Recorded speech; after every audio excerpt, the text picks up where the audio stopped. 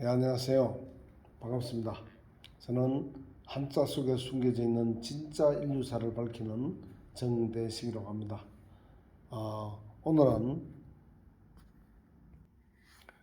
고조선의 이 생활 도자기 속에 왜 우물정자 문양이 이렇게 들어있는 것이 고조선에 많이 나오죠. 이건 보다시피 우크라이나의 국립박물관에 들어있는 것인데요. 이 우물정자가 도자기 속에 왜 들어있을까요? 혹시 생각해 보신 적 있습니까? 이 연대를 한번 보십시오. 6천년 내지 5천년 전이라고 되어 있죠. 이 말은 이것을 지금까지 풀지를 못하고 있습니다. 현 학계에서는. 근데 제가 오늘 어떻게 말씀드리고 싶으냐면은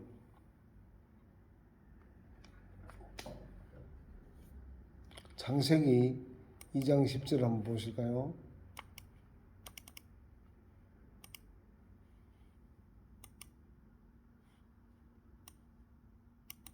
자, 보다시피 이겁니다, 바로. 예.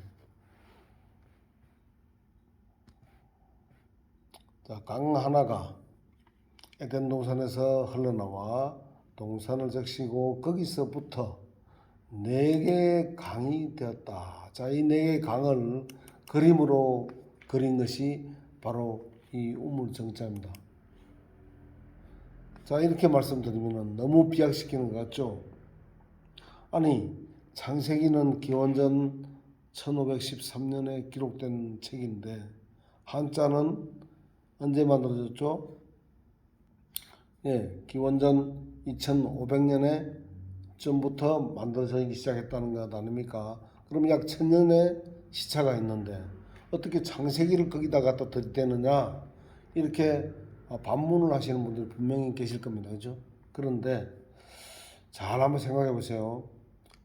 이게 아주 중요한 수수께끼가 여기서 있는 건 풀 수 있는 겁니다. 맞습니다. 기원전 2500년에 전부터 만들어진 한자 속에 어떻게 창세기가 들어있을 수 있단 말이냐. 말도 안 되는 얘기로 비약시키지 말아라. 이렇게 말할 수가 있겠죠. 그거 당연한 의문입니다. 그런데 이 점을 한번 생각해 볼까요? 자, 이 기원전 2500년은 노아라는 사람이 470세가 됐던 해입니다. 요 해가. 만약 이게 오차가 전혀 없이 정확하다라고 봤을 때는 노아가 470살 때부터 한자가 만들어지기 시작했다. 이 말이랑 똑같은 얘기예요. 이 노아의 나이는 연대는 어떻게 볼 수 있냐면은 여러분들 인터넷 되시는 곳에서 jw.org를 들어가 보시면은 우측 상단에 검색창이 있어요. 거기다가 연대학이라고 치면은 성경 연대가 나오는데 이 연대가 얼마나 정확한 것이냐면요. 아담 창조 연대까지 나옵니다. 기원전 4026년에 인류의 첫 조상 아담이 흙으로 만들어졌다는 그 연대가 바로 기원전 4026년이고요. 그로부터 1656년 지난 다음에 아담이 창조되고 나서 1656년 만에 기원전 2370년이죠. 2370년이니까 그때 대홍수가 났습니다. 그러니까 이 한자는 대홍수 130년 전부터 한자가 만들어지기 시작했다는 말이죠.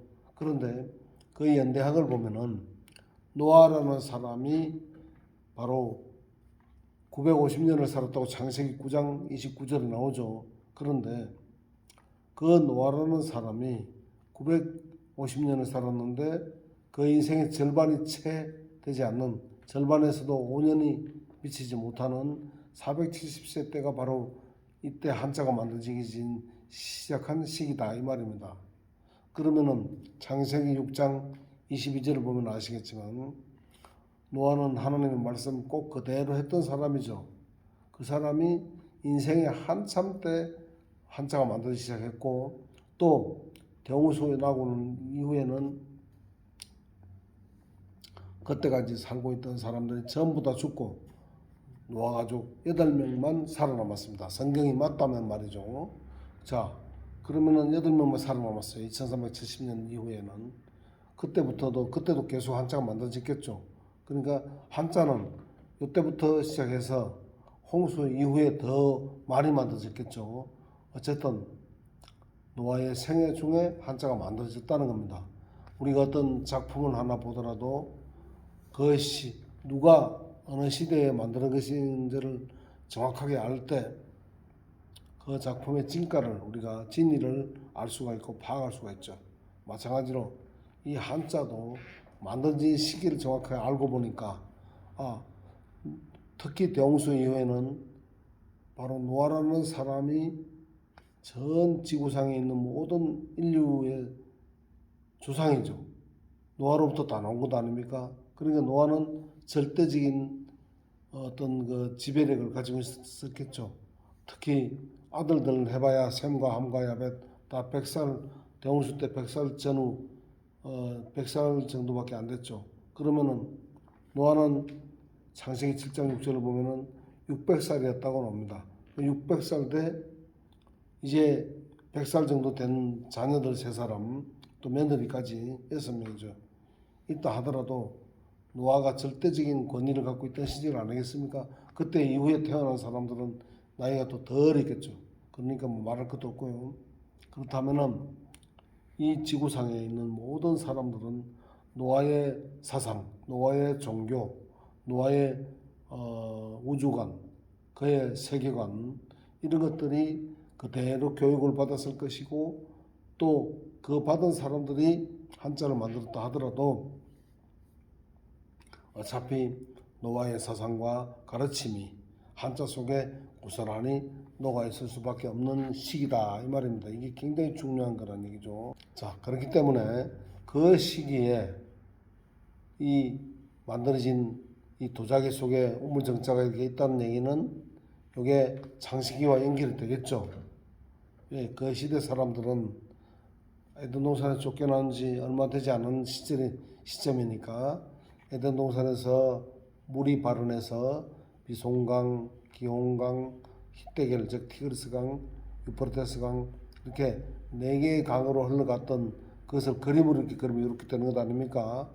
그렇습니다. 그래서 도자기 속에까지 이걸 그려놨다는 얘기는 한마디로 말해서 에덴 동산을 굉장히 그리워하는 사람들이기 때문에 거기를 동경하는 문화가 이 도자기 속에도 그려져 있다라고 이해하는 것이 가장 역사적이고 합리적인 이해일 것입니다. 그렇죠?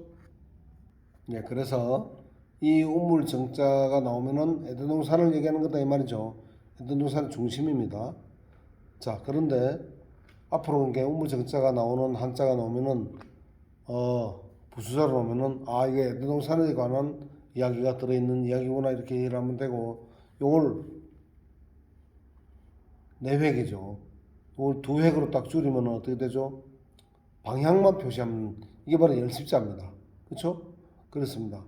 그러면 열십자도 이 4방향을 그림이 아니라 그냥 간단하게 방향만 표시한 거니까 같은 뜻이겠죠. 역시 에덴 동산을 상징하는 것이 열십자입니다.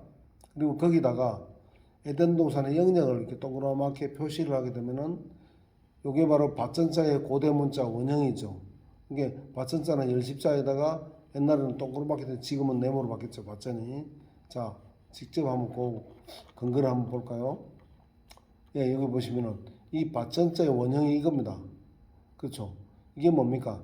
에덴 동산이라 그랬죠. 아까 십자가 그 영역을 울타리를 친 겁니다. 에덴 동산의 영역을 이렇게 표시함으로써 울타리를 이렇게 친 것이 원래 밭전자의 원형입니다. 그러니까 이걸 밭이라고 해석하는 것보다는 에덴 동산 전자라고 하는 것이 더 정확한 번역이겠죠. 따라서 밭전자, 지금 우리가 배운 밭전자로 배운 것, 열십자로 배운 것, 우물정자로 나오는 것, 이 모든 것은 이 3글자가 나오면은 그 3글자가 들어있는 한자는 전부 뭐죠? 바로 이 에덴 동산을 가리키는 한자다라고 에덴 동산 스토리가 들어있는 한자라고 이해를 하시면 되겠다 이 말이죠. 요거는 이제 우물정자의 원형입니다. 자, 그러면은 실제로 한자에서 그렇게 나오는지 그걸 이제 보면 되겠죠. 증명이 되겠죠. 같이 볼까요? 예, 보십시오. 제가 방금 했던 말이 지금 이 속에 그대로 글자로 들어있으니까 캡처를 해서 자세한 것을 한 번 더 읽어보시면 좋겠고요. 자, 이 사내남자를 한번 볼까요?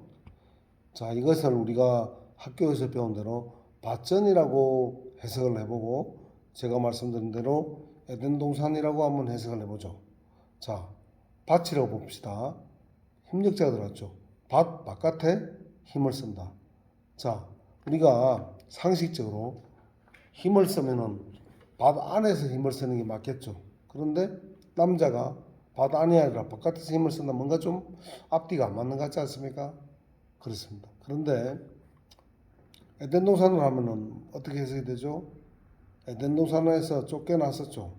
쫓겨나니까 여자들은 아이를 낳는 고통이 더 커지고 남자들은 경작을 해서 먹고 살아야 되니까 힘을 써야 됩니다. 그래서 남자는 힘력자가 에덴 동산 바깥에 힘력자가 들어있다. 이렇게 이해하면은 성경과 정확하게 일치하고 또 시기적으로 한자가 만들어진 시기적으로 봤을 때 그 당시 사람들은 에덴 동산에 쫓겨나서 힘을 쓰게 된 것에 대해서 굉장히 아쉽게 생각하고 있을 시절 아닙니까? 그러니까 이 시대적 상황을 이해를 하는 것이 매우 중요하다는 얘기입니다. 한자의 진짜 의미는 바로 시대를 알아야 또 어떤 사람들이 살고 있었던가 하는 것을 알 때 비로소 한자가 올바른 해석이 된다는 겁니다. 에덴 동산 바깥에서 남자들은 힘을 많이 써야 됐기 때문에 사내남자를 이렇게 만들었다 이 말입니다. 이해가 되시죠? 자, 이것도 하나 더 볼까요? 기왕 보는 김에 이거 뭐죠? 경계할 개자인데요. 제가 이것도 확대를 좀 해드릴 기왕이면은 자, 요 밑에 이거는 돌아가는 창칼이라고 생각. 칼날로 뱅글뱅글 헬리콥터처럼 팔랑개비처럼 돌아가는 칼날이 두 개입니다.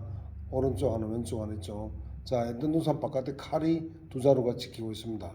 창세기 3장 24절에 보면은 에덴 동산을 돌아가는 천사들 그룹이 돌아가는 불칼로 지키라고 했죠. 그러니까 그 상황을 또 잘 아는 시대니까 이게 에덴 동산 바깥에 불칼로 지키는 것, 이게 경계하는 것, 인간이 처음으로 경계하는 것, 보초를 서는 것을 처음 봤던 것이 바로 에덴 동산을 지키는 걸 봤습니다. 그것도 칼로 지켰죠. 바로 그 창세기 3장 24절이 그대로 녹아있는 글자가 아닙니까? 그렇죠. 자, 이것도 제가 이제 여러 가지를 말씀드리고 싶지만 너무 또 장황해지니까 복복자도 볼까요? 하늘이죠. 여러분들 요거 하늘이거든요. 일자는 하늘 또는 하느님. 자, 하늘 아래 에덴 동산이죠. 하늘 아래 에덴 동산에서 이 시자는 보일 시자가 아니라 하느님 시자를 했죠. 제가 다른 강의를 들어보신 분들은 이미 알 텐데요. 이 시자는 어떻게 만들어졌다 했죠? 온천에서 김이 모락모락 올라가는 모습을 보고 바로 온천 기호를 만들었죠. 이렇게 올라가는 거. 그것이 번제를 지낼 때 하늘의 하나님께 번제를 올 때 좋은 향기와 연기가 올라가는 모습을 가지고 만들었기 때문에 물론 보이지 않는 연기가 보이니까 보일 시자다 해도 전혀 틀린 말은 아니겠지만 매끄럽지가 않습니다. 해석이. 근데 자, 이 하나님이라고 보면은 하늘 아래 에덴 동산에서 하나님과 입이 같이 있어요. 사람의 입은 뭐죠? 대화를 하는 겁니다. 하나님과 대화하고 살 때가 가장 복됐다. 이런 뜻이 들어있는 겁니다. 이게. 근데 이것을 현재 학교에서는 그렇게 가르치질 않죠. 왜? 성경을 인정하지 않기 때문에 그렇게 가르칠 수가 없겠죠. 자, 부자도 기왕 하는 거 부자도 한 번 더 보겠습니다.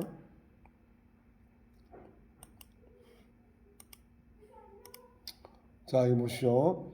요 또 덧팔명자이고 또요 간머리도 사실은 창세기 1장 7절에 나오는 공창의 물청을 얘기합니다. 물이 지구를 이렇게 싸고 감싸고 보호하고 있는 모습인데요. 자, 밑에 에덴 동산이죠. 이때 이번 아까는 상대가 있었으니까 대화를 하는 걸로 해석을 했습니다. 이건 상대가 없죠. 그러니까 에덴 동산에서 이번 뭐 하는 거죠? 먹는 입이죠. 이게 먹을 것이 부족함이 없었습니다. 그러니까 가장 인류 역사상 가장 부유했던 시절이기 때문에 부자를 이렇게 만든 것입니다. 이 안에 있는 일자는 우리가 지금도 보고 있는 일반 하늘을 얘기하는 겁니다. 이것은 지금은 없어진 제일 위에 있는 것은 공창의 물청, 바로 물로 지구를 보호하고 있던 바로 그 물청을 얘기하는 것이죠.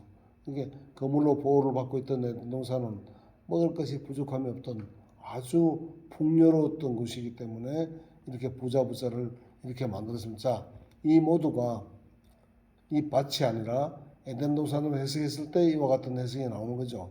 그러니까 그렇게 해석하지 않으면 해석이 매끄럽지가 않습니다. 그렇죠?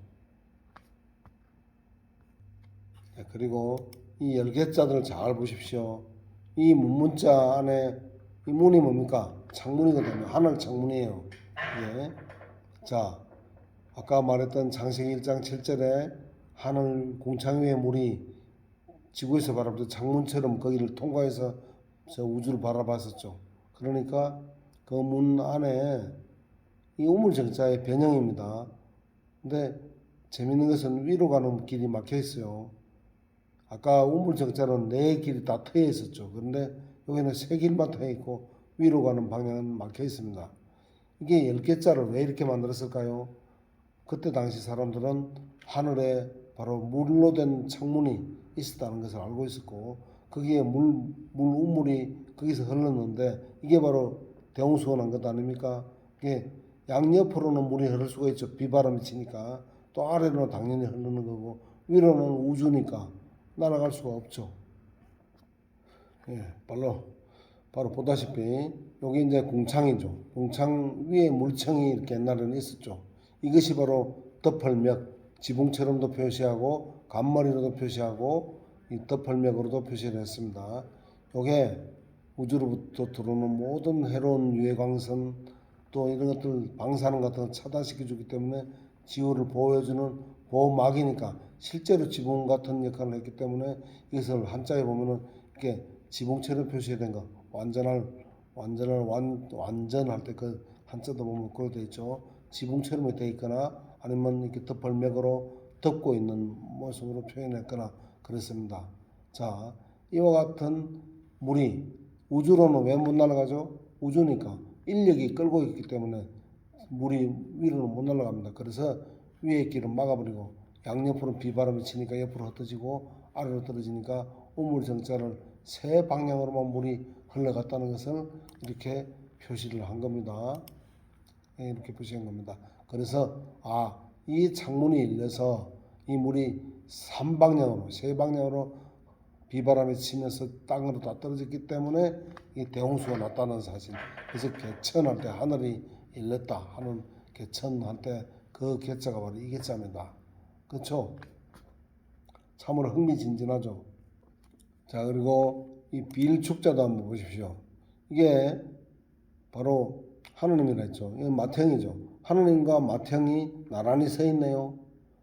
인류의 맏형이 누굽니까? 바로 아담이죠. 아담이 하느님과 나란히 서 있는 시절로 그 시절로 돌아가기를 바라는 것, 그걸 비는 것이 바로 빌축입니다. 그래서 축복할 때 복제한 아까 말했죠. 하나님과 대화하며 살던 때가 가장 복되다 그랬죠. 이게 축복하면 무슨 말이죠? 바로 하나님과 대화하면서 함께 나란히 끄끄던 그 시절로 돌아가기를 바라는 그런 간절한 마음이 바로 축복이라는 것입니다. 아시겠죠? 굉장히 재밌죠. 한자를 이렇게 배웠더라면 얼마나 쉽고 재밌게 배웠고 한 번 배우면 잊어버리지 않을까요? 예, 그렇습니다. 아까 제가 잠깐 말씀드렸는데 이 시자는 어떻게 만들어졌느냐, 바로 이 온천기호 있죠. 온천기호가 만들어졌던 것처럼 이렇게 번제를 지낼 때, 이것은 김이 올라가는 거지만 번제를 지낼 때 연기와 좋은 향기가 올라가는 모습을 그대로 대입시켜서 만든 것이 시자이기 때문에 보일 시자라기보다는 하느님 시자라고 하는 것이 정확한 얘기다. 여기까지 또 얘기하려면 시간이 너무 많이 가기 때문에 이미 19분, 20분이 다 돼가니까 오늘은 여기까지만 하고 다음 강의 때 이걸 다시 한번 더 구체적으로 말씀을 드리겠습니다. 제가 보다시피 발음이 굉장히 어렵기 때문에 더 이상 길게 진행을 할 수가 없을 것 같습니다. 여러분 상당히 참 죄송스럽고요. 제 건강이 회복이 돼야 되는데 이게 쉽게 회복될 병은 아닙니다. 그러나 이것이 역사적으로 너무나도 중요한 것을 제가 사실 세계 최초로 밝혔기 때문에 여러분들에게 이것을 반드시 알려드림으로써 한자를 올바로 해석하는 것이 문제가 아니라 그보다도 진리를 발견하는데 굉장히 도움이 될 것이라고 저는 생각합니다. 그래서 이렇게 몸이 불편함에도 불구하고 늦게까지 지금 보십시오. 지금 시간이 어떻게 되죠? 예, 8시가 넘었죠. 지금 밤입니다. 지금 여기 병원인데요. 병실에는 다 사람들이 주무시고 있기 때문에 제가 떠들 데가 없어요. 제가 살아있는 동안에 얼마나 살지 얼마 살지도 못합니다. 하지만 살아있는 동안에 이와 같은 창세기 속에 한자 속의 창세기, 한자는 제2의 창세기라는 그런 제가 그것을 밝히면서 여러분에게 너무나도 중요한 거기 때문에 말도 못하면서 이렇게 죽을 힘을 다해서 지금 살아있는 동안에 이것을 강의를 올려놓으면 나중에라도 여러분들이 보고 많은 유익을 얻고 또 참 진리가 무엇인지 깨달을 수 있는데 도움이 조금이나마 되고자 하는 마음으로 이렇게 밝히는 것이니까 여러분들 저를 좀 위로해 주시고 격려해 주시기를 원하시는 분들은 좋아요와 구독 버튼을 또 눌러주시면 대단히 힘이 되겠습니다. 감사합니다. 여러분들 즐거운 밤 되시고 축복 받으시기 바랍니다. 축복이란 말은 에덴 동산에서 만나자 이런 뜻도 됩니다. 그렇죠? 대단히 감사합니다.